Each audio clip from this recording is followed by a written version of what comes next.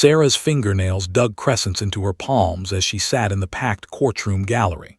The oak benches were hard and unforgiving, designed by some cruel architect to maximize discomfort during America's pursuit of justice.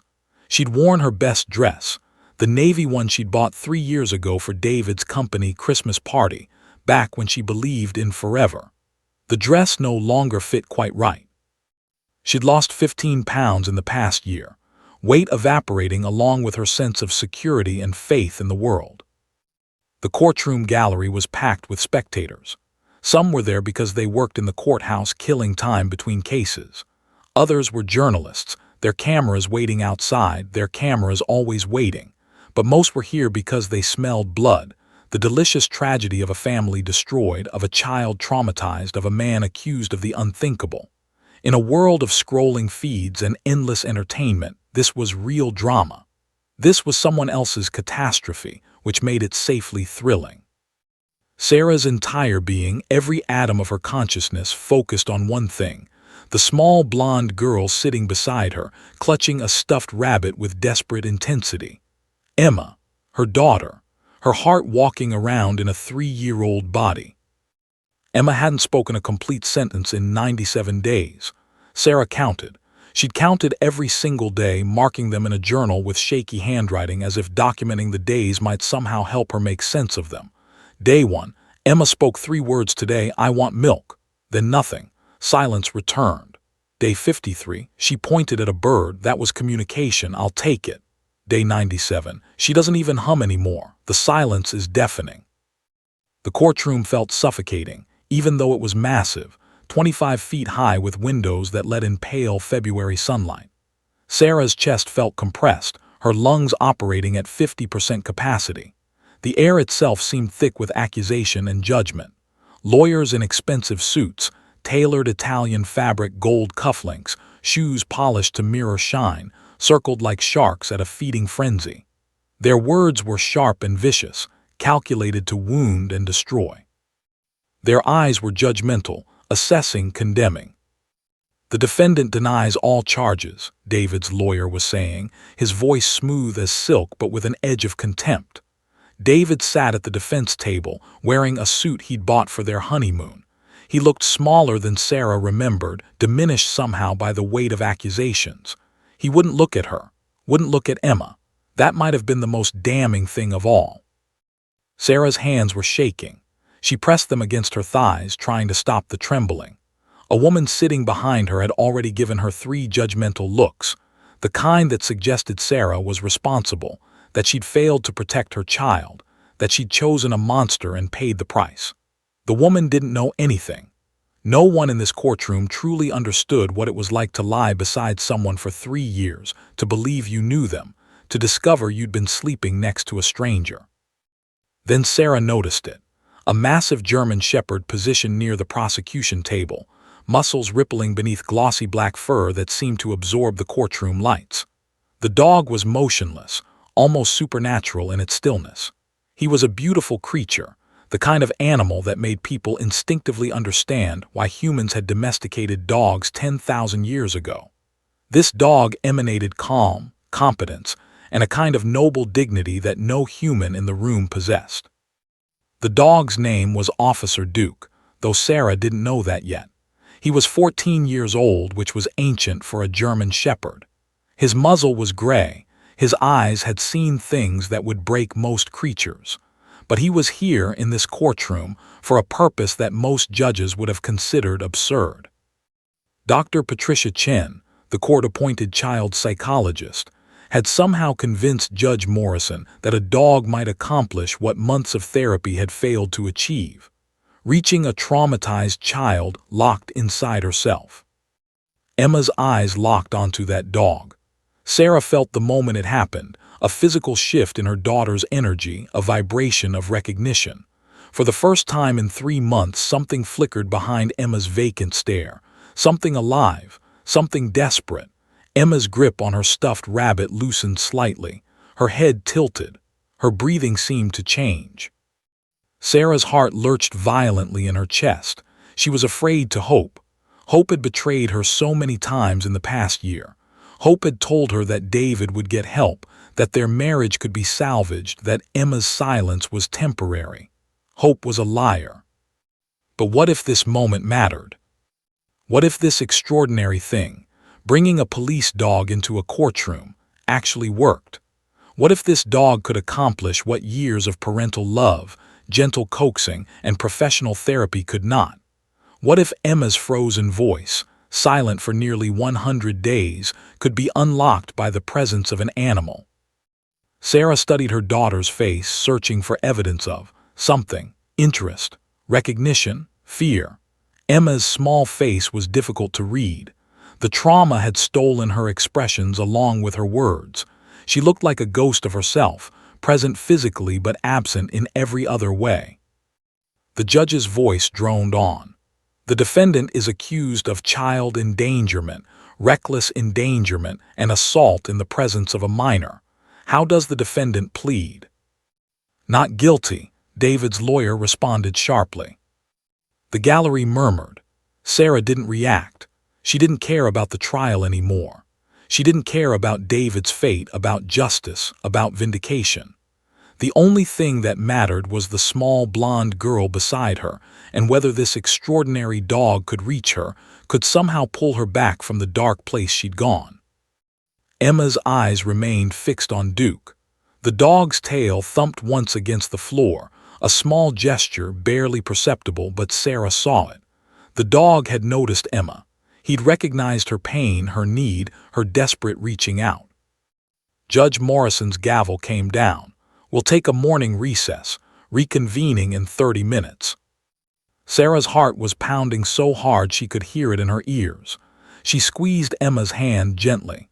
"It's okay, baby," she whispered, though she wasn't sure who she was trying to convince, Emma or herself.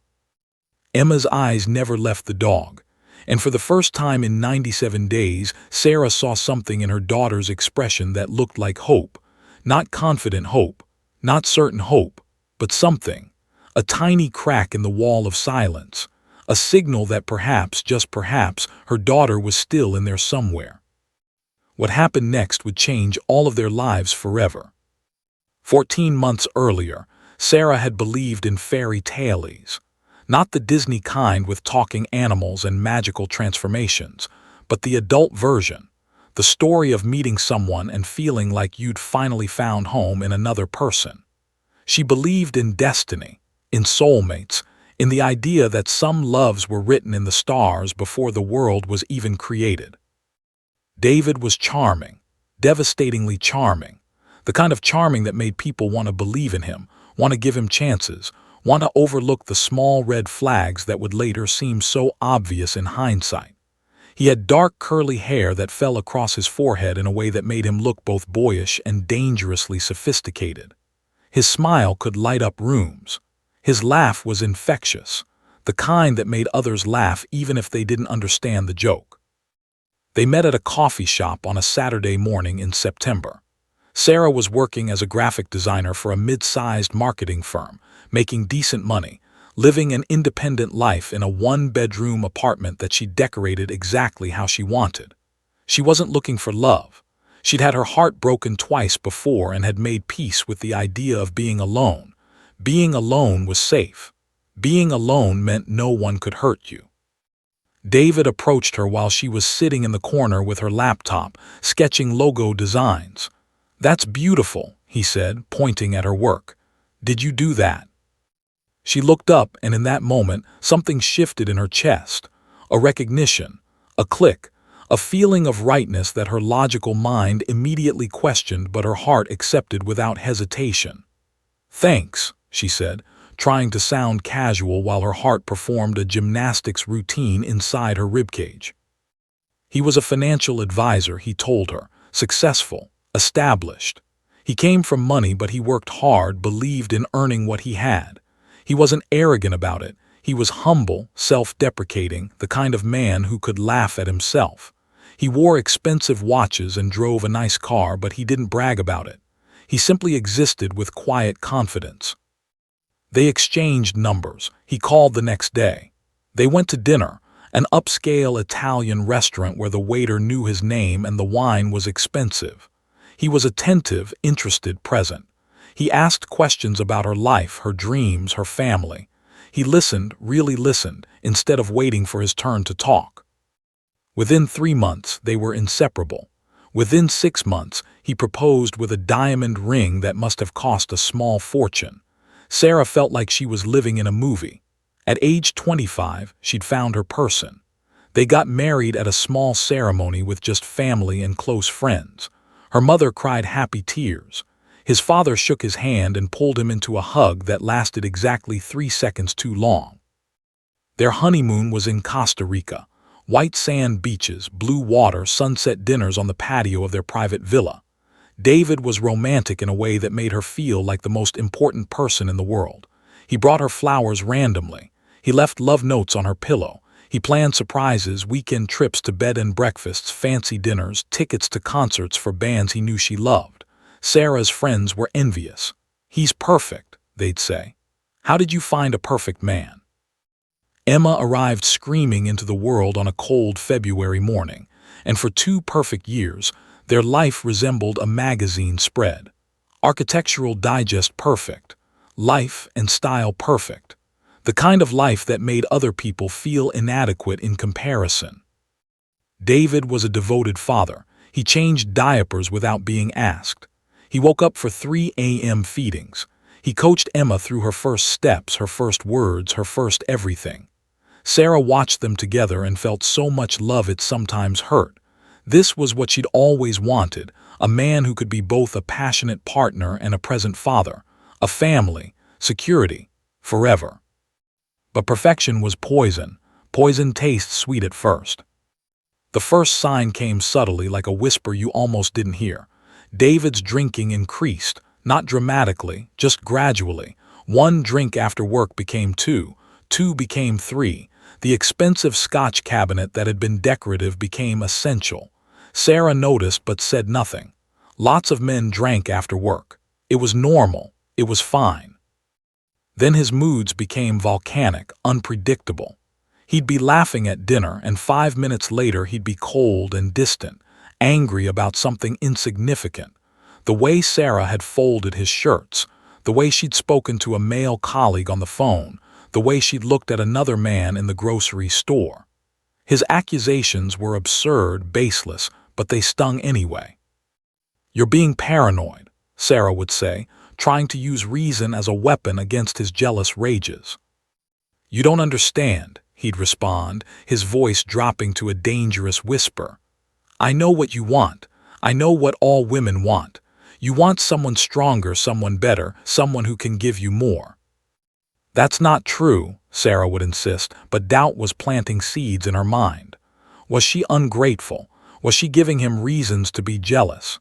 Did she look at men differently than she used to? He'd apologize after these episodes. He'd be devastated by his own behavior.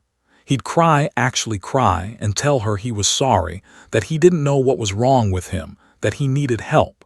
She'd forgive him because she believed people could change, because love was supposed to be enough, because she was terrified of being alone again. But the episodes became more frequent. The apologies became less sincere. The gap between his charming public persona and his private behavior widened into a chasm. One ordinary Tuesday night in March, everything imploded. Sarah was in the kitchen preparing dinner. Emma was upstairs in her crib, sleeping peacefully. The house was quiet except for the sound of the microwave and Sarah humming along to a song on the radio. David arrived home from work at 6:47 p.m. She knew the exact time because the clock on the microwave displayed it, and she would replay that moment hundreds of times in the following weeks, wishing she could go back and change something, anything. "I'm home," he called out, and something in his voice made the hair on the back of Sarah's neck stand up. There was an edge to those 2 words, a darkness that made her instincts scream. "Dinner's almost ready," she called back, trying to keep her voice light and normal. "Just made your favorite pasta." He didn't respond. Instead, she heard his footsteps, heavy, aggressive, moving through the house. Then inexplicably he appeared in the kitchen doorway. His face was flushed. His eyes were dark, pupils dilated. His hands were clenched into fists. "What's wrong?" Sarah asked, immediately feeling the familiar anxiety rising in her chest. Did something happen at work? What happened next would change everything. "I know about him," David said, his voice low and dangerous. "I know about your fucking colleague. Don't lie to me, Sarah. Don't you dare lie to me." "I don't know what you're talking about," Sarah said, but even as the words left her mouth, she knew they would make everything worse. "You're a liar," he spat. "You're a cheating, ungrateful liar, and you're a terrible mother. Emma deserves better than you." Sarah's heart shattered, not because the accusations were true, they weren't, but because they were being said, spoken into existence, making this moment real in a way she couldn't escape. "David, please, you're scaring me." That was when he flipped the table. The pasta flew through the air, bowls shattered. The sound was explosive, violent, absolutely terrifying. Sarah screamed. She heard Emma scream from upstairs, that primal baby cry of fear and confusion. David's rage was no longer something he was trying to hide. It erupted like a volcano. He punched the wall, leaving a hole. He knocked over chairs. His voice was roaring, inhuman, like something from a nightmare. Sarah ran upstairs to Emma, scooping her from her crib, holding her tight against her chest. Emma's small body was shaking, her face red with terror and tears. That was when the police arrived. The sirens, the flashing lights, officers moving through their beautiful home like it was a crime scene, because it was. Neighbors would later testify that they'd heard David's screams, that they were afraid for their own safety, that it sounded like someone was being murdered. When officers arrived, they found Emma's room, toys scattered, safety gates left open, medications stored on accessible shelves, hazards everywhere, a child in danger, an environment compromised by rage. David was arrested. Emma was taken into protective custody by CPS. Sarah's world didn't just end, it shattered into a million pieces, and she had no idea how to put it back together. Everything she believed about her marriage, her family, her ability to choose wisely was questioned. The fairy tale had been a lie. And her daughter would never be quite the same again. For 3 months, Emma spoke in whispers, then not at all. The transformation was so gradual that Sarah almost didn't notice it happening, which was perhaps the cruelest part of all. If her daughter had suddenly stopped speaking, Sarah might have rushed to doctors immediately. But Emma's silence arrived like a thief in the night, stealing words one at a time until suddenly, the only sound in their apartment was the hum of the refrigerator and the echo of Sarah's desperate, one-sided conversations. The first week after CPS took Emma into temporary custody, Sarah was allowed supervised visits in a sterile government office building that smelled like institutional cleaning products and broken dreams. Emma would sit on a plastic chair, swinging her legs that barely touched the floor, and she would stare, not at Sarah, but through her, as if her mother had become invisible. "Hi, baby," Sarah would say, trying to inject normalcy and warmth into a situation that was anything but normal. "Mommy missed you so much. Did you play today? What did you play?" Emma would blink. Sometimes she'd point at a toy. But the verbal responses that used to flow naturally from her daughter, constant chatter, questions, observations, songs, had simply disappeared. Dr. Alina Hutchins, the court-appointed child psychologist, used clinical words during their consultations. Words that sounded official and important but somehow made Sarah feel worse, not better. "Selective mutism," Dr. Hutchins explained during their first meeting, reading from Emma's file with the detachment of someone discussing a weather report. "It's a condition where a child has the ability to speak, but experiences anxiety in certain situations and cannot speak, despite wanting to." Sarah gripped the arms of her chair. But she was speaking before. She was speaking constantly. She was. "Yes," Dr. Hutchins interrupted, not unkindly. "The trauma triggered a response. Her brain is protecting her by shutting down communication. It's a survival mechanism. Survival mechanism. As if Emma's silence was somehow her body's way of protecting itself from a world that had become too dangerous to navigate verbally. Over the following weeks, the silence deepened. 3 months into it, Emma hadn't spoken a single complete sentence. She communicated through pointing, through drawing, through the occasional grunt. She had nightmares, terrible, violent nightmares that would jerk her awake screaming, a sound that made everyone nearby freeze in horror, a sound that suggested Emma was reliving the moment over and over in her sleep. Sarah learned about these nightmares from the foster parents assigned to care for Emma during the custody battle. They were decent people, the Johnsons, a retired couple who'd fostered 37 children over the past 15 years. They were kind and patient, but they weren't Emma's mother. Sarah would have given anything to be the one holding Emma through those nightmares, to be the one whispering reassurances in the dark, to be the one whose presence could chase away the demons. She wakes up screaming, Mrs. Johnson reported during one supervised visit. Around 2 a.m., always the same time. We've tried everything, nightlights, soft music, leaving the door open. Nothing helps. She just cries until she exhausts herself. Sarah felt her heart being ripped apart cell by cell. The flinching started in the second month. Loud noises would send Emma into a panic spiral. A door slamming would cause her entire body to go rigid. The sound of a man's voice raised even slightly would make her freeze, her eyes going wide with primal fear. Sarah would watch this happen during their supervised visits and feel such profound helplessness that she'd have to excuse herself to the bathroom to cry where Emma couldn't see. Blood tests showed nothing wrong. Emma's pediatrician ran a full panel: thyroid function, vitamin levels, nutritional markers. Everything came back normal. Her hearing was perfect. Her physical development was on track. The doctors could find nothing medically wrong with her. A neurological exam came back normal. Brain imaging showed no abnormalities. The MRI technician, a kind woman named Dr. Patricia Morrison, sat with Sarah afterward and said something that would haunt her forever. Physically, your daughter is fine. The injury is invisible. It's in her mind, in her emotional processing, in the way her brain is interpreting safety in the world. The injury is in her mind. Sarah repeated those words to herself like a mantra, like understanding the nature of the wound might somehow help her heal it. 4 months into the silence, Sarah attended a parenting class required by the court. It was held in a church basement on Thursday evenings, filled with other broken parents trying to reconstruct their families after they'd been shattered by circumstance, by choice, by violence, by neglect. A child psychologist named Dr. Kevin Walsh facilitated the sessions. During one particularly difficult evening, Sarah broke down.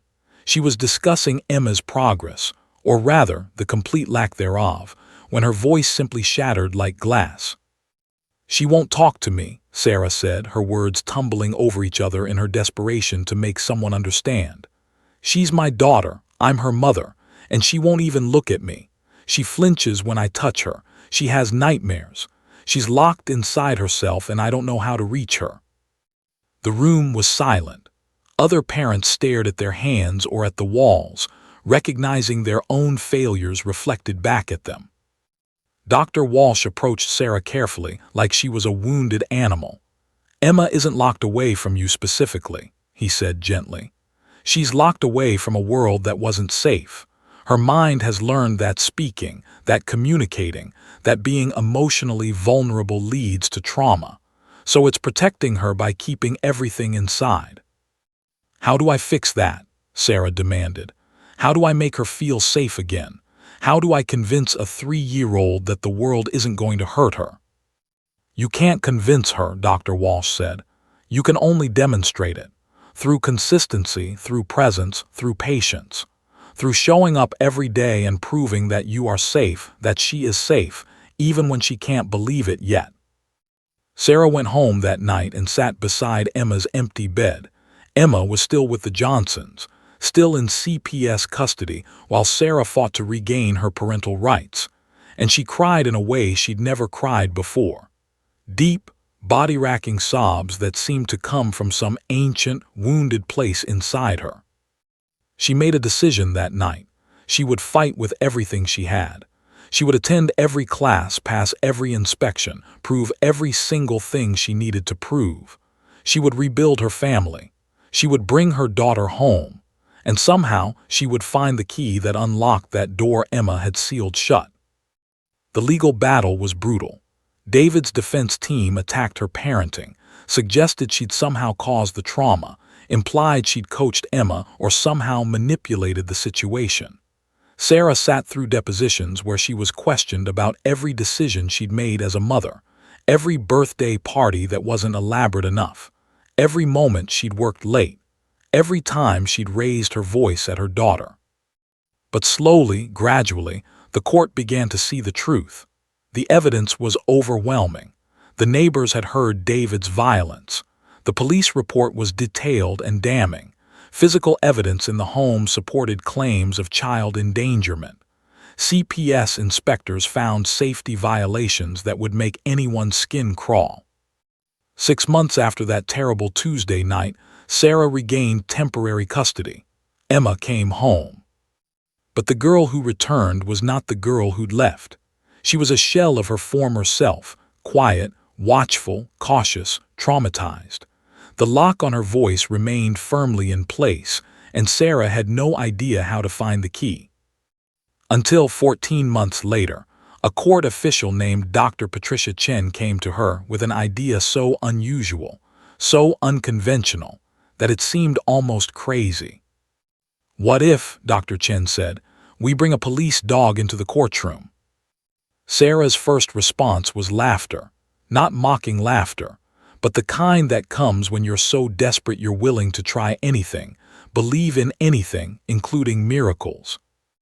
"A dog?" Sarah asked. "You think a dog can make my daughter speak again?" "I don't know," Dr. Chen admitted, "but I've seen things happen with animals that don't happen any other way. Trauma has locked your daughter away. Sometimes it takes something unexpected to turn the key." Sarah agreed to the plan because she had nothing left to lose and everything to gain.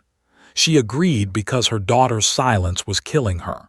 She agreed because hope, though it had disappointed her before, was the only thing she had left. In the days before the courtroom appearance, Sarah barely slept. She lay awake at night, Emma sleeping fitfully beside her, and she whispered to the darkness, "Please work. Please, God, please let this work." She had no idea that the answer would come in the form of a 14-year-old German shepherd named Officer Duke. She had no idea that her daughter's voice was about to break free. She had no idea that everything was about to change. Dr. Patricia Chen was unconventional in a way that made traditional judges and attorneys deeply uncomfortable. She wore her gray hair in a long braid down her back.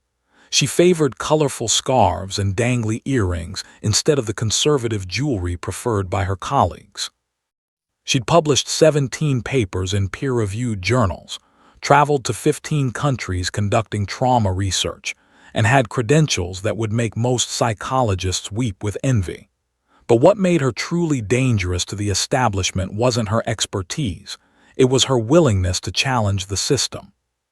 When she walked into Judge Morrison's chambers with her proposal to bring a police dog into the courtroom, she might as well have suggested holding the proceedings in a circus tent while clowns performed background commentary. Judge Harold Morrison was a man of rules. He'd been on the bench for 23 years, and in that time, he'd built a reputation as a no-nonsense jurist who followed procedure with religious precision. His courtroom was a temple of law, and deviation from protocol was not simply discouraged, it was forbidden. He'd once held a journalist in contempt for arriving 2 minutes late. He'd threatened to remove an attorney from the bar for addressing him without proper deference. When Dr. Chen requested permission to bring Officer Duke into his courtroom, Judge Morrison's face turned a shade of red that suggested his blood pressure was reaching dangerous levels. "Absolutely not," he said, his voice sharp as a knife blade. "This is a court of law, not a petting zoo. We have standards, we have procedures, we have. Your Honor, Dr. Chen interrupted, a move that would have gotten most people held in contempt. With all respect, we have a 3-year-old child who has been traumatized to the point of selective mutism. Standard procedures have failed. Therapy has failed. Medication has failed. I'm asking you to consider an unconventional approach because conventional approaches have been exhausted. Judge Morrison glared at her over his reading glasses. You're asking me to allow a dog into my courtroom during an active legal proceeding. Do you understand how ridiculous that sounds? I understand it sounds unconventional, Dr. Chen said calmly, pulling a folder from her worn leather bag. But the research is compelling. Trauma-bonded children respond to animals in ways they don't respond to humans. The dog won't ask questions, won't judge, won't demand answers. It will simply exist, a living, breathing source of safety in an environment designed to intimidate. She laid down research papers, case studies, and peer-reviewed articles across his mahogany desk. Judge Morrison didn't look at them. He kept his eyes fixed on Dr. Chen with an expression that suggested he was convinced she'd escaped from a psychiatric facility. The dog could serve multiple purposes, Dr. Chen continued, undeterred by his obvious skepticism. First, it could help calm the courtroom environment, which benefits all parties. Second, it could provide psychological anchoring for the traumatized child. Third, it might facilitate breakthrough in communication that months of therapy haven't achieved. And fourth, it costs nothing and risks nothing except our willingness to think differently. Judge Morrison stood up, a dismissive gesture that was meant to end the conversation. You're done. This meeting is over. Your Honor, Dr. Chen said, standing her ground, I'm requesting you read the research. Give yourself 20 minutes. If you still think it's a bad idea, I'll drop it, but please just read.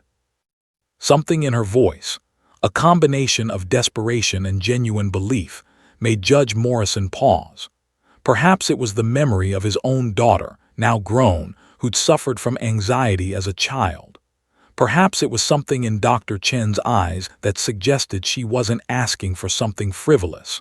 Perhaps it was simply that he was tired of seeing broken children in his courtroom with no solutions. 20 minutes, he said finally, returning to his desk. Dr. Chen left the folder and exited, leaving Judge Morrison alone with his skepticism and curiosity. He didn't read the research immediately. It sat on his desk for 3 days while he tried to ignore it, while he told himself it was ridiculous, while he consulted with other judges who unanimously agreed it was a terrible idea. But on the 4th day, during a quiet afternoon when no cases were scheduled, he opened the folder. He read about a child in California whose selective mutism ended after a therapy dog was introduced. He read about neurological research showing how animals activate the parasympathetic nervous system, the system responsible for relaxation and safety. He read about a 7-year-old in Texas who'd been sexually abused and refused to speak until a handler brought a golden retriever into her therapeutic sessions. He read about Officer Duke. Officer Duke was 14 years old, which was ancient in dog years. He was a German shepherd with the temperament of a saint. He'd never bitten anyone. He'd never shown aggression. He'd worked in law enforcement for 12 years, in therapeutic settings for 2. His handler, Officer Martinez, had trained him extensively and attested to his ability to remain calm in any situation. Judge Morrison closed the folder. He sat back in his chair. He thought about the little girl he'd seen in his courtroom gallery, silent, frightened, locked away inside herself. He thought about the mother who'd fought so hard to regain custody, who attended every class, passed every inspection, who was clearly desperate to save her child. He thought about rules, about procedures, about how sometimes the most important things in life couldn't be found in legal procedure books. The next morning, he called Dr. Chen into his chambers. "One dog," he said before she could even sit down.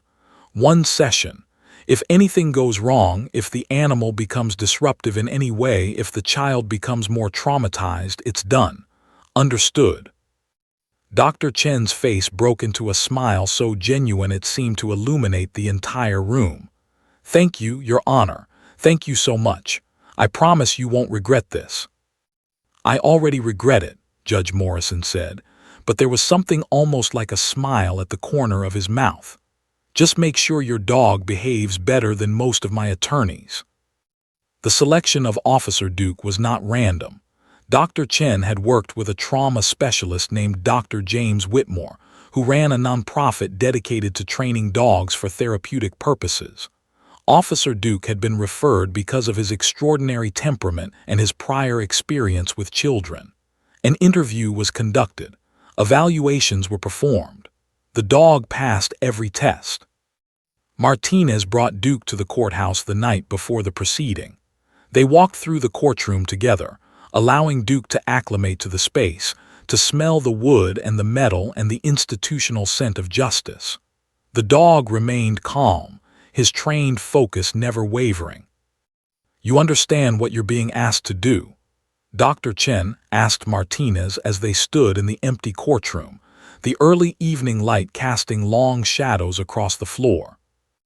I do, Martinez replied. We're going to sit quietly. We're going to allow a traumatized child to approach us if she chooses. We're going to be present without demanding anything. We're going to be safe in a place designed to be dangerous. Exactly, Dr. Chen said. If this works, if that little girl speaks again, it will change how people think about trauma, therapy, and healing. If it doesn't work, well, at least we tried something unconventional.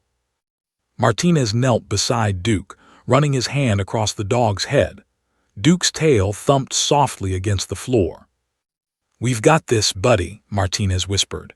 Tomorrow, we might just help heal a broken little girl. Sarah didn't sleep the night before the courtroom appearance. She lay in bed beside Emma, listening to her daughter's small breathing, praying to every god she'd ever believed in and several she hadn't. She whispered prayers, made deals with the universe, promised anything in exchange for a miracle. At 3 a.m., she got out of bed and went to the kitchen. She made a cup of tea that she didn't drink. She stood at the window and watched the darkness slowly transform into the gray of approaching dawn. She thought about everything that had led to this moment.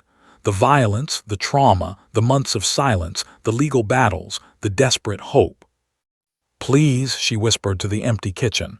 Please let this work. Please let my baby speak again. She had no idea that within 12 hours, her entire world would shift on its axis. She had no idea that a dog named Officer Duke was about to become a legend. She had no idea that sometimes miracles come dressed in fur and unconventional wisdom. She had no idea that everything was about to change in 2 spoken words. At 6:47 a.m., Sarah went to wake Emma for the courtroom appearance. Her daughter opened her eyes, dark, watchful, still trapped in the prison of her silence. Today's the day, baby, Sarah whispered, kissing her daughter's forehead. Today we're going to meet a very special dog, and I really, truly think that everything is going to be okay. Emma didn't respond, but as Sarah dressed her in the pink dress she'd chosen weeks ago, she noticed something. Emma's eyes were slightly less vacant. There was a hint of something in them. Interest, anticipation, or was Sarah just seeing what she desperately wanted to see? She didn't know. But in that moment, standing in her daughter's bedroom at dawn on this extraordinary day, Sarah allowed herself to believe in miracles. She allowed herself to believe in impossible things. The courtroom was stuffy and overheated, the kind of stale air that comes from recirculated oxygen and too many nervous bodies crammed into an enclosed space. Sarah could feel sweat trickling down her back, pooling at the base of her spine. Her mouth was dry. Her heart was performing acrobatic maneuvers against her ribs.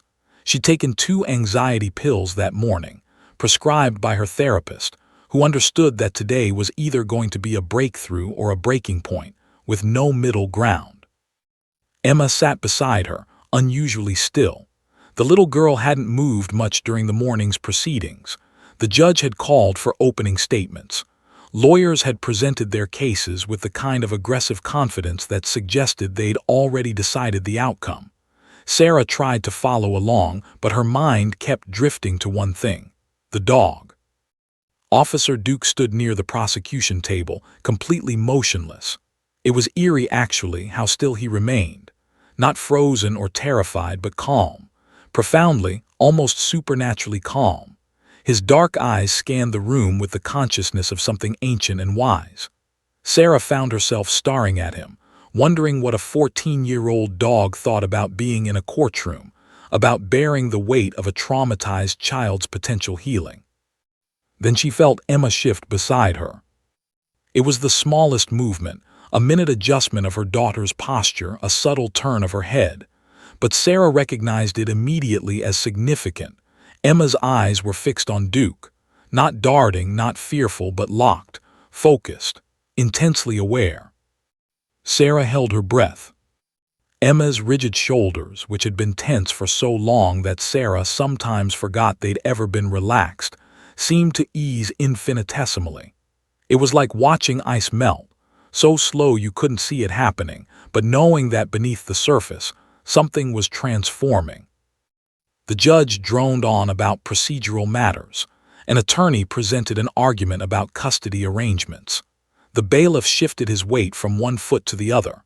The court transcriber's fingers flew across her keyboard, documenting every word. But none of that mattered anymore. The only thing that mattered was Emma and Duke, and whatever invisible connection was forming between them. Sarah wanted to say something, but her throat felt paralyzed. What could she say? "Look at the dog, honey, and maybe you'll remember how to speak." That felt too direct, too much like pressure. Instead, she sat quietly, holding her breath, praying with every fiber of her being. At 10:47 a.m., Judge Morrison announced the morning recess. "We'll reconvene in 30 minutes, he said, bringing his gavel down with its customary authority. The courtroom immediately came alive. Spectators stood, stretched, and filed toward the exits. Attorneys clustered in small groups, engaging in the performative conversations of people who pretended to be casual while they were actually strategizing. Some people stepped outside for air. Others checked their phones with the addictive dependency of modern existence. But Emma didn't move. She remained seated, her eyes never leaving Officer Duke. Sarah squeezed her daughter's hand gently. "Do you want to stand up and move around, baby?" Emma didn't respond, but she also didn't pull away. That was progress. That was everything. Martinez, Officer Duke's handler, noticed the little girl's intense focus.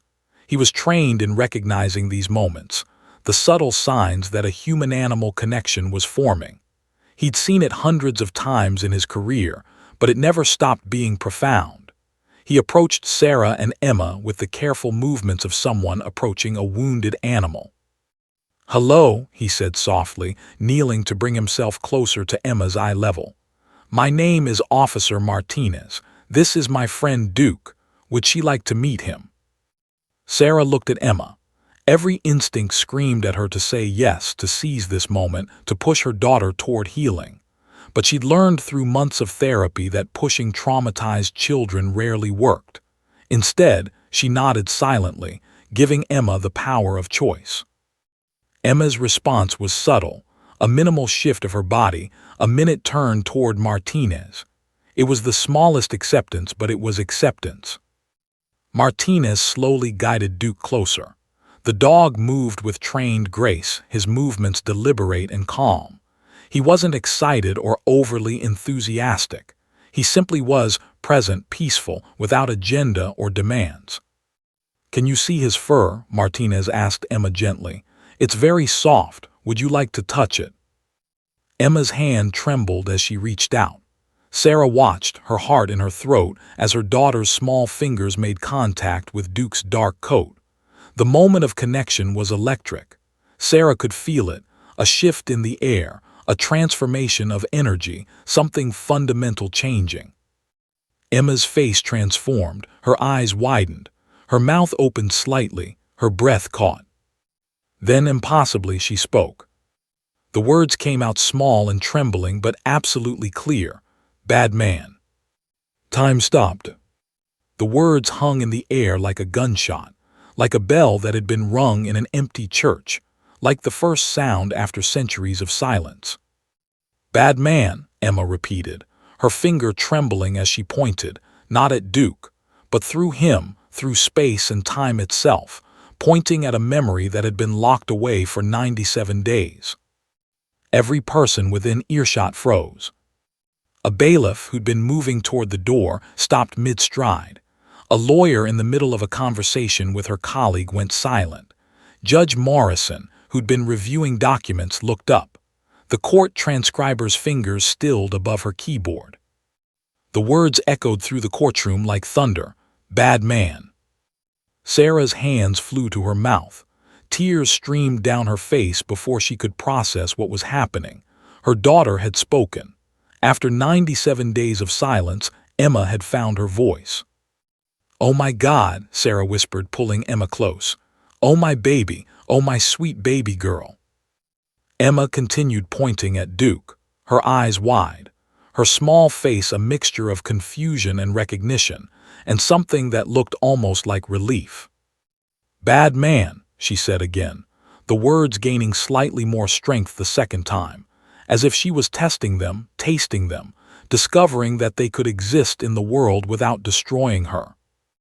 Within seconds, the courtroom erupted. The defense attorney jumped to his feet, shouting something about contaminated testimony. The prosecutor stood, her hand covering her mouth, tears streaming down her face. Judge Morrison's gavel came down, bang, bang, bang, but the sound was almost drowned out by the surge of voices, the movement of officers, the chaos of a moment that couldn't be contained by procedure or protocol. "Order," Judge Morrison shouted, "order in the courtroom." But everyone understood what had just happened. Emma had broken her silence.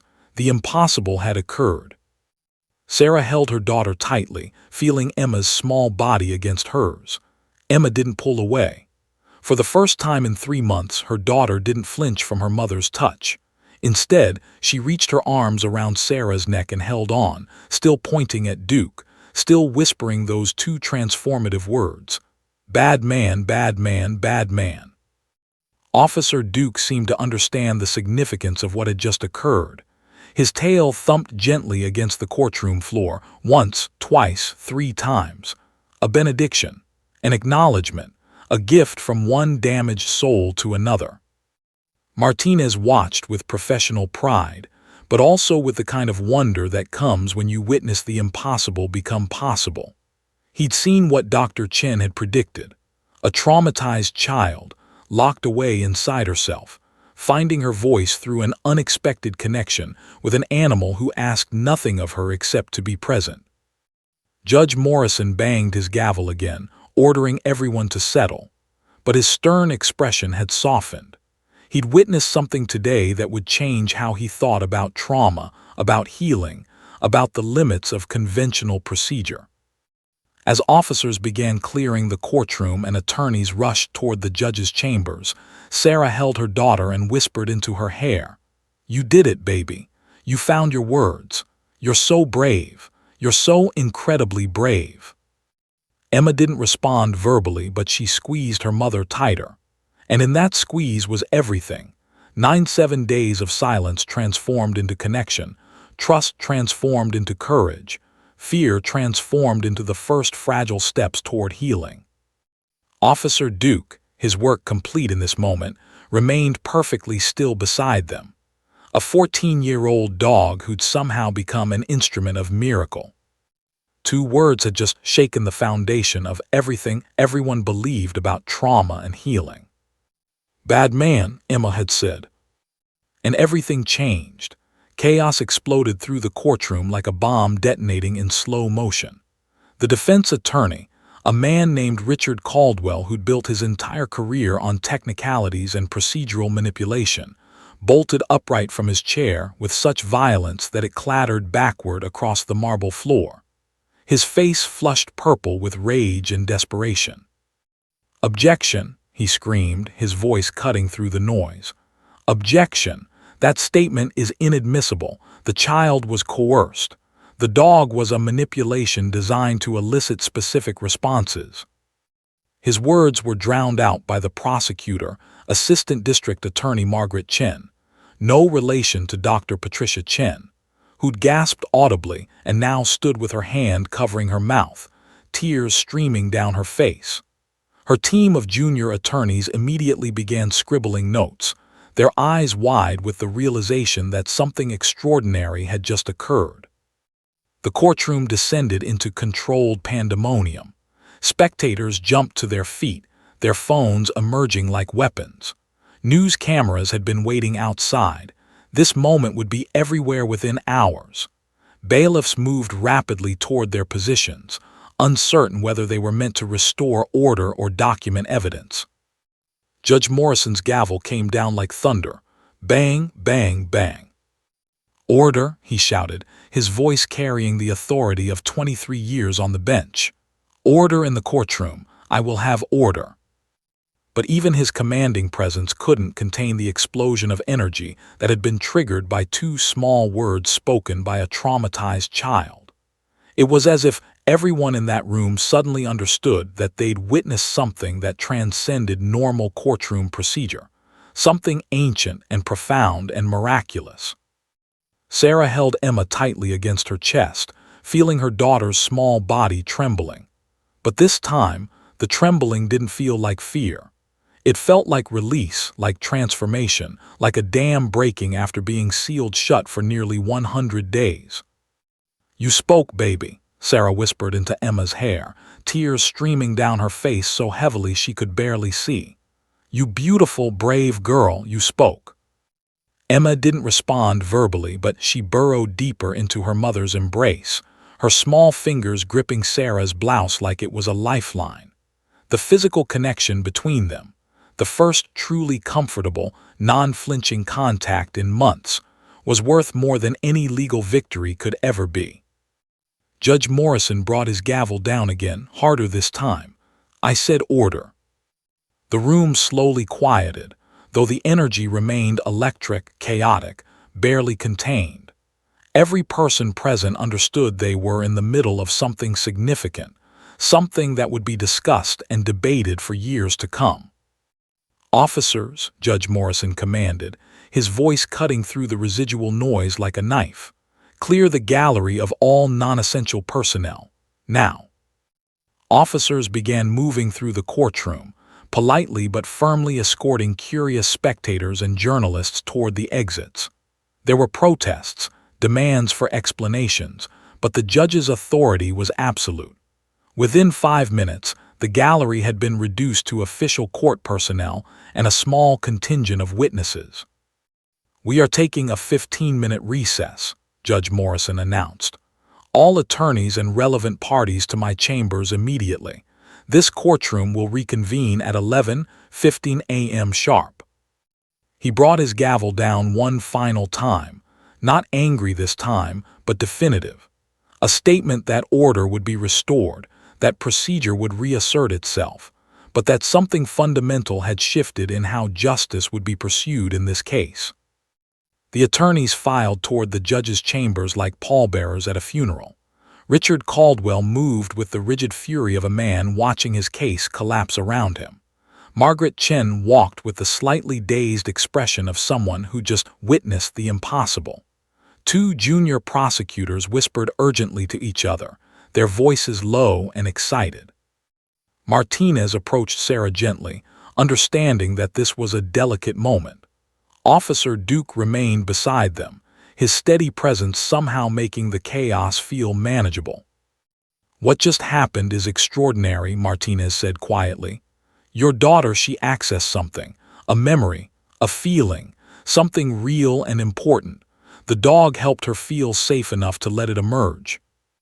Sarah nodded, unable to speak. She was overwhelmed by gratitude, by relief, by the magnitude of what had just occurred. Her daughter had spoken. After 97 days, Emma had found her voice. Inside Judge Morrison's chambers, all hell broke loose. Richard Caldwell slammed his hand on the mahogany desk with enough force to make the judge's pen jump. Your Honor, that was the most prejudicial courtroom manipulation I've ever witnessed. That child was coerced by an animal into making statements that are completely unreliable. A 3-year-old cannot provide testimony under any circumstances, certainly not after being emotionally manipulated by. "Stop," Judge Morrison said, his voice quiet but absolutely final. "Stop right there, Mr. Caldwell." Margaret Chen stepped forward before Caldwell could continue his rant.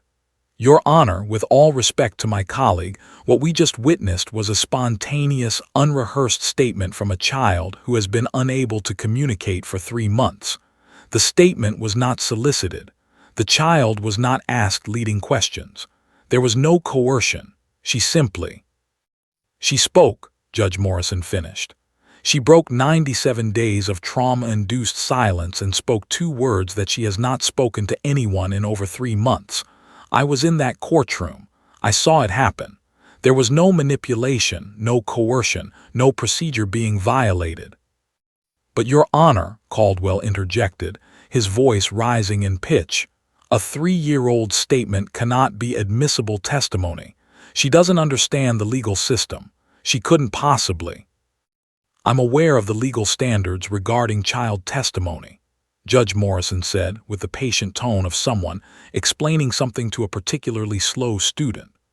"And I'm also aware that Miss Emma's statement, while it may not be admissible as formal testimony, is absolutely relevant as corroborating evidence.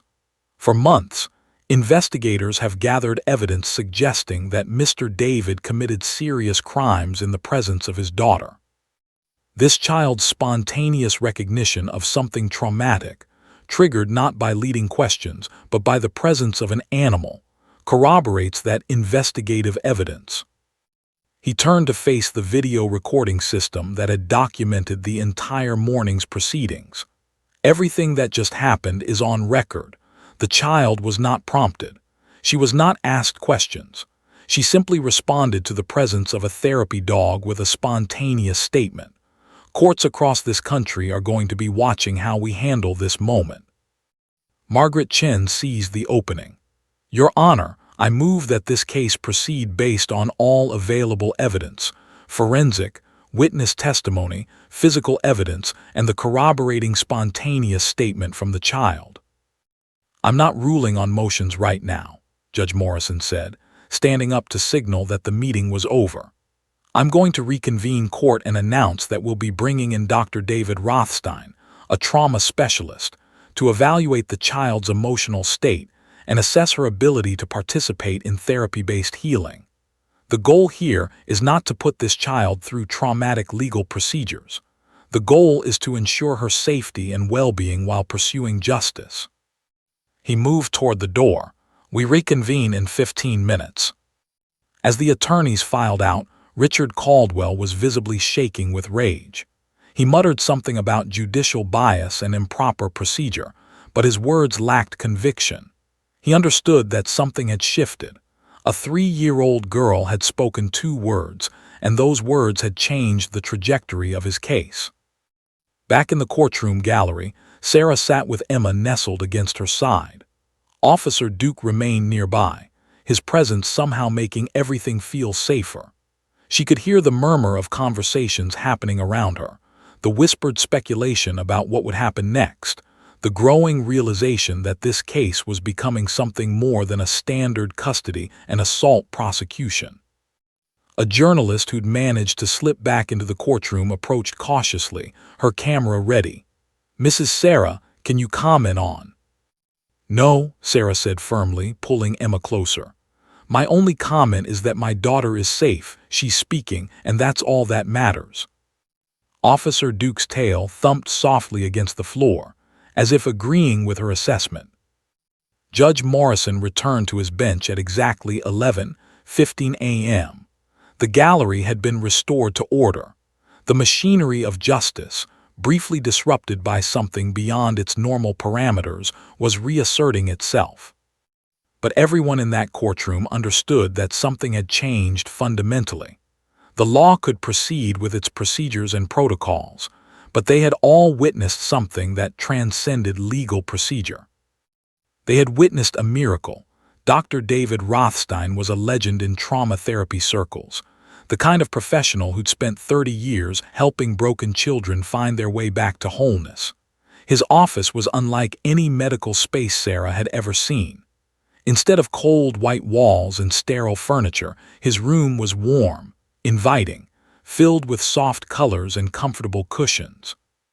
There were toys scattered strategically throughout, not cheap plastic ones, but quality wooden blocks, art supplies, musical instruments. A small fountain burbled softly in the corner, creating a sound that was somehow deeply calming. But the most important element of the room was the cushioned dog bed in the far corner, where Officer Duke would eventually rest during Emma's sessions.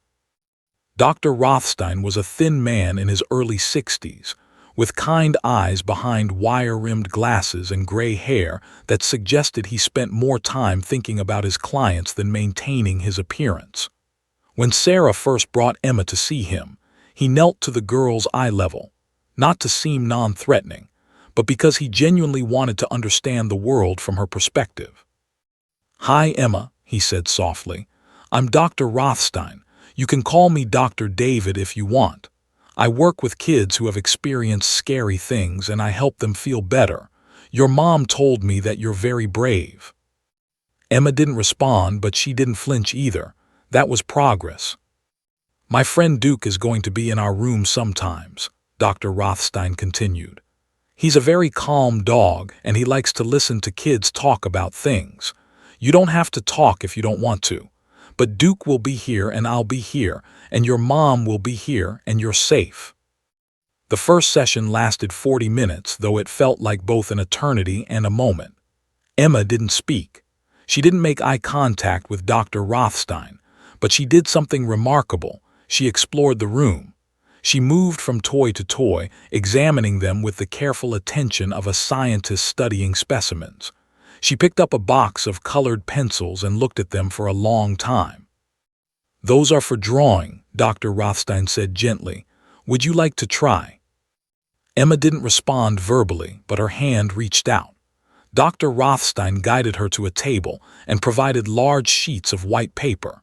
Emma picked up a red pencil and began drawing, crude, angry lines that made no recognizable shape but carried clear emotional weight. When she finished, Dr. Rothstein asked simply, "What did you draw?" Emma was silent, but her finger pointed at the mass of red lines and she whispered, barely audibly, "Loud." Dr. Rothstein nodded with profound understanding. "Yes, sometimes things are loud and scary. That's what you drew, the loud. That took courage, Emma. Thank you for showing me." Over the following weeks, something remarkable began to happen. Emma started returning to that table with the colored pencils. She drew the loud, angry red and black scribbles. She drew a small figure in a crib with a larger angry figure below, a visual representation of her trauma that her 3-year-old mind couldn't articulate verbally. By the fourth session, Dr. Rothstein introduced Officer Duke into the room. Emma's entire body went rigid when the dog entered. Her breathing became shallow. For a moment, Sarah thought it was going to be a disaster, that the dog would trigger the trauma rather than facilitate healing. But then Duke simply lay down on his bed. He didn't approach Emma. He didn't demand attention. He simply existed, a calm, safe, non-threatening presence in the corner of the room. Emma watched him for the entire session. She didn't draw, she didn't play, but by the end her shoulders had relaxed infinitesimally. The fifth session, Emma actually approached Duke. She knelt beside the dog's bed and placed her small hand on his side. She didn't speak, but she touched him gently, her fingers moving across his fur in a way that seemed to calm both the child and the dog. "Duke is very happy right now," Dr. Rothstein observed. "Dogs love gentle touches. He feels safe with you, Emma. You're making him feel safe." Something shifted in Emma's expression at those words. Making someone else feel safe. Being the one who provided comfort instead of receiving it. It was a profound psychological reorientation. The sixth session, Emma hummed. It was barely audible, a small melody that seemed to emerge from somewhere deep inside her, a song she'd learned before the trauma, before the silence, from a time when the world still felt safe. Dr. Rothstein didn't acknowledge the humming directly. He simply let it exist, let Emma reclaim this small piece of who she'd been before everything shattered. By the 8th session, Emma spoke, not complete sentences but words. She pointed at Duke and said, "Soft." Sarah, watching from the observation window with Dr. Rothstein's colleague, felt tears streaming down her face. After the initial breakthrough in the courtroom, Emma had been relatively quiet again, not mute, but cautious with her words, as if testing whether it was safe to speak. But now, in this safe room with this gentle man and this extraordinary dog, she was gradually, beautifully finding her voice again. Over the next 2 months, Emma's communication blossomed. She moved from single words to short phrases. "Duke is good. I feel scared. Mommy is safe." Dr. Rothstein never pushed. He never asked leading questions or demanded that Emma describe the traumatic night. Instead, he created space for her to process at her own pace, in her own way, with Duke's constant presence providing psychological anchoring. Sarah watched her daughter transform week by week. Emma's nightmares decreased in frequency. She stopped flinching at loud noises. She began playing again, not the frantic, anxious play of a traumatized child, but joyful play with genuine laughter. 3 months into therapy, Emma asked a question that broke Sarah's heart. "Daddy come back?"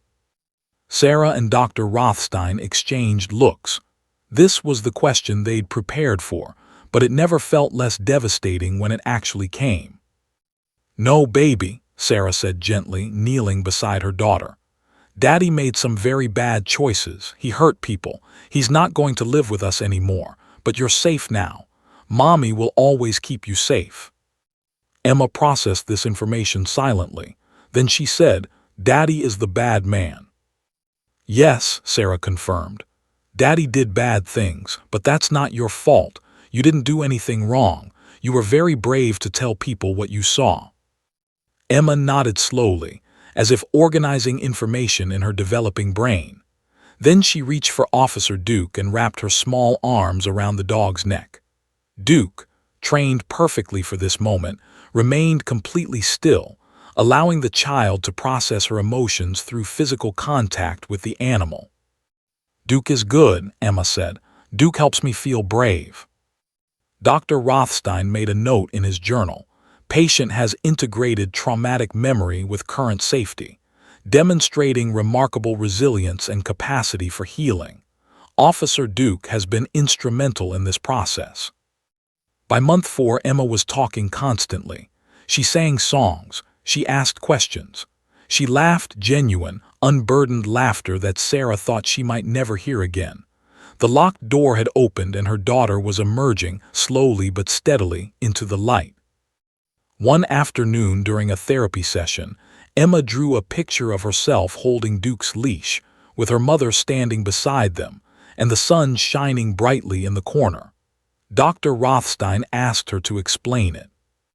"This is me and Duke and Mommy," Emma said clearly. "We're safe now. We're going to the park. It's sunny. Nobody is yelling." Sarah watched from the observation window, her heart overflowing with gratitude for Dr. Rothstein, for Officer Duke, for the miracle that had brought her daughter back from the edge of darkness. The girl who hadn't spoken in 97 days was now speaking in complete sentences, telling stories, expressing emotions, and most importantly, believing that the world was a safe place to exist. Officer Duke, lying peacefully on his bed while Emma colored beside him, had become more than a dog.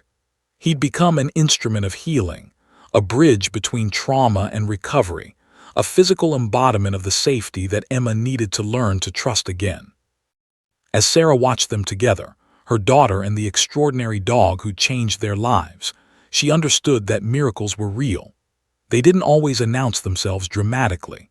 Sometimes they came quietly in the form of an old dog and a patient therapist, and the courage of a broken child learning to speak again.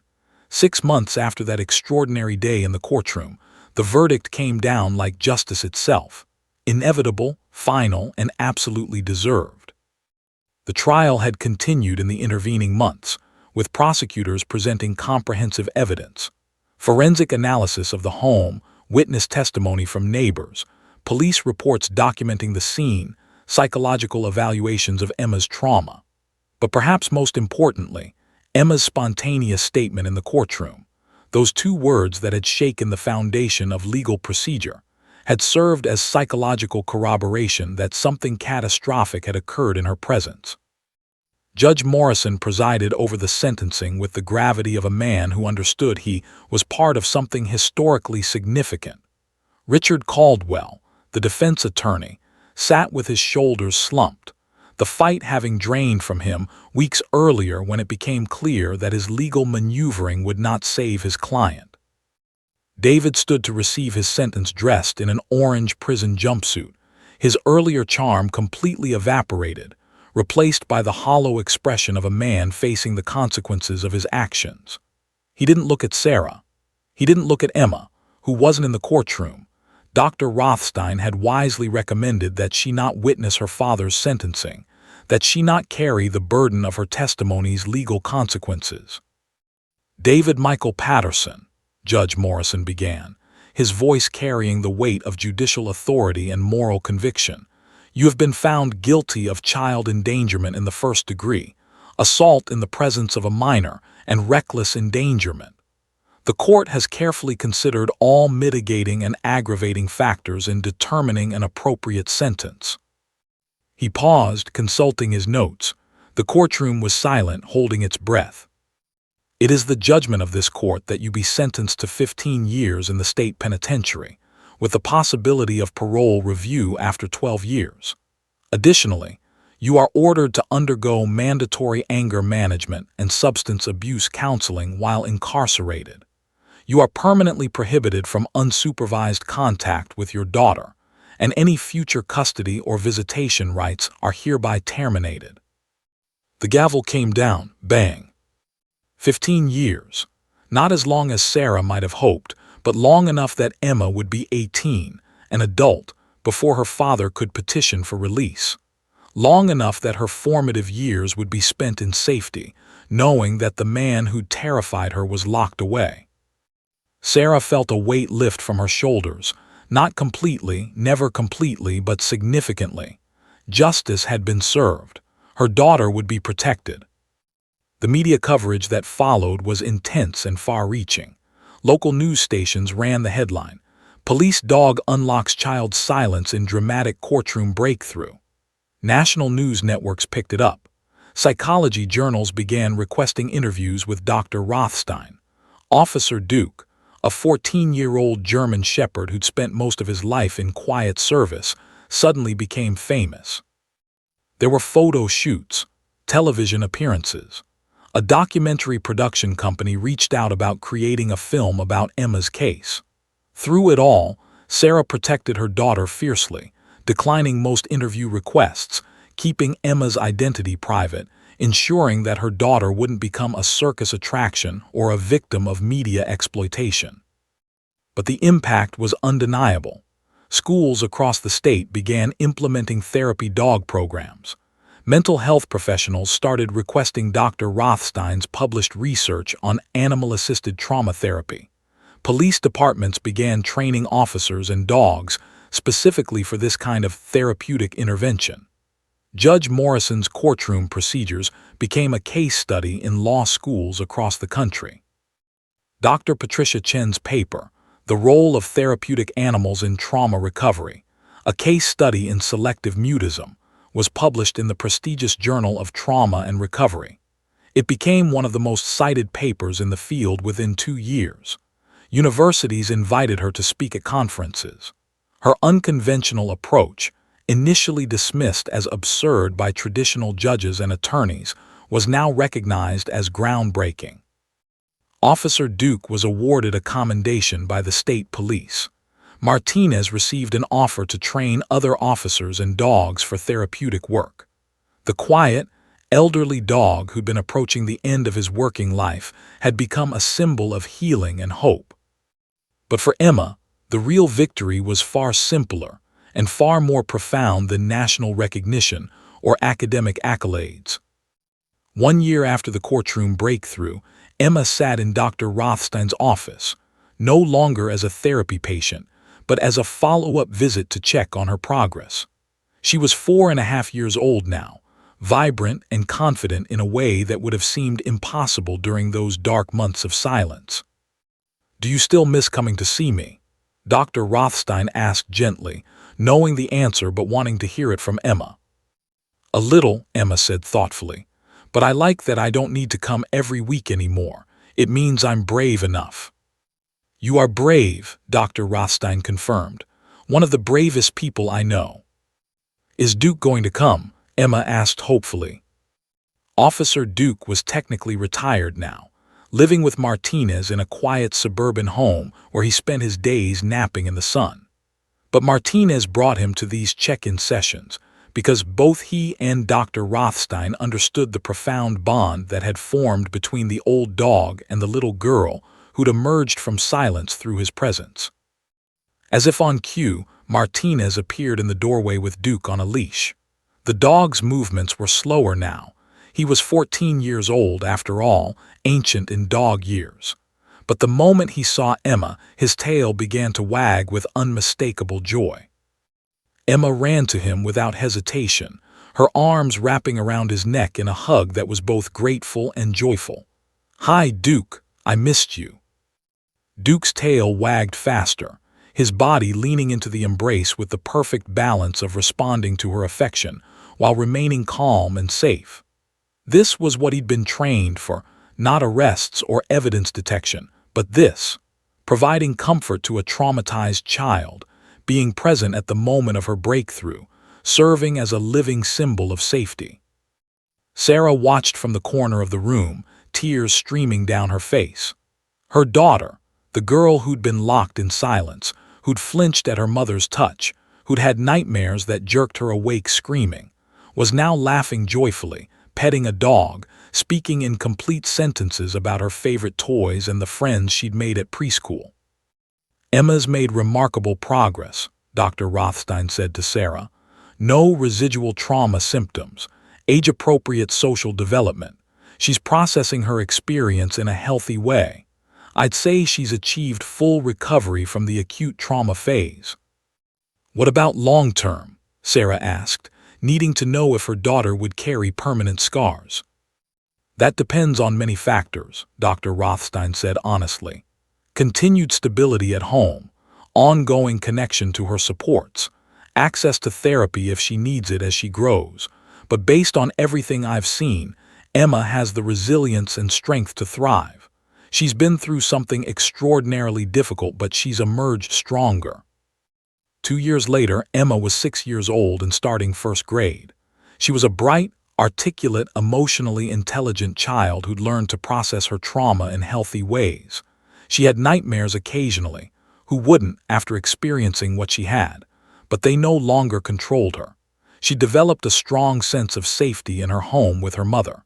She'd formed healthy friendships with other children. She attended school without anxiety. Sarah had rebuilt her life in ways she'd never thought possible. She'd earned her promotion at the marketing firm. She'd rebuilt her social connections.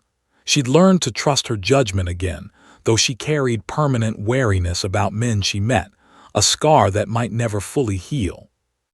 But the most important victory was the everyday ordinariness of their lives, packing Emma's lunch for school, helping with homework, reading bedtime stories, laughing together, living without fear.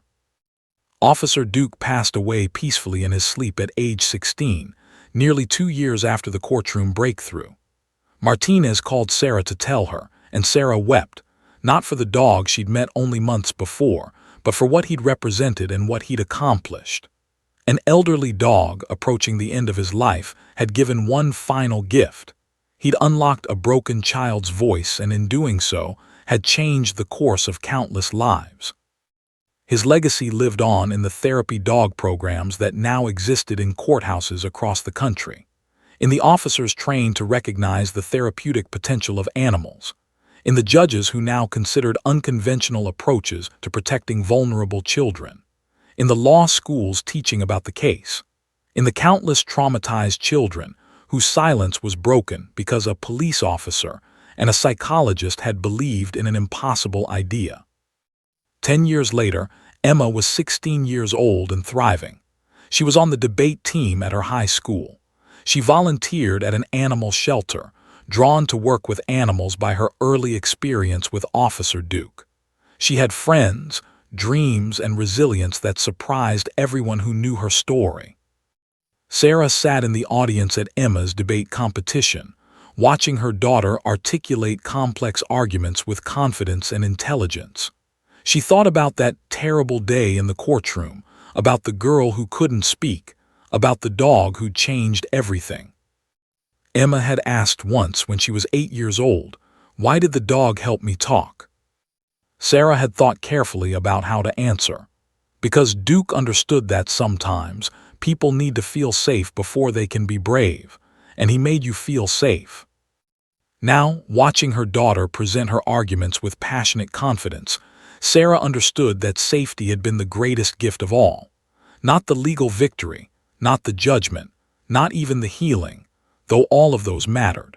The greatest gift was the simple, profound knowledge that her daughter would never again doubt that the world could be a place of safety and possibility. Officer Duke had given Emma that gift, and in doing so, he'd given Sarah back her daughter, and he'd shown the world that miracles were possible when humans were willing to think beyond their normal parameters and believe in unconventional healing. The little girl who'd pointed at a dog and spoken 2 words that changed everything had become a young woman who understood the power of courage, resilience, and the unexpected grace that comes from letting ourselves be vulnerable enough to heal.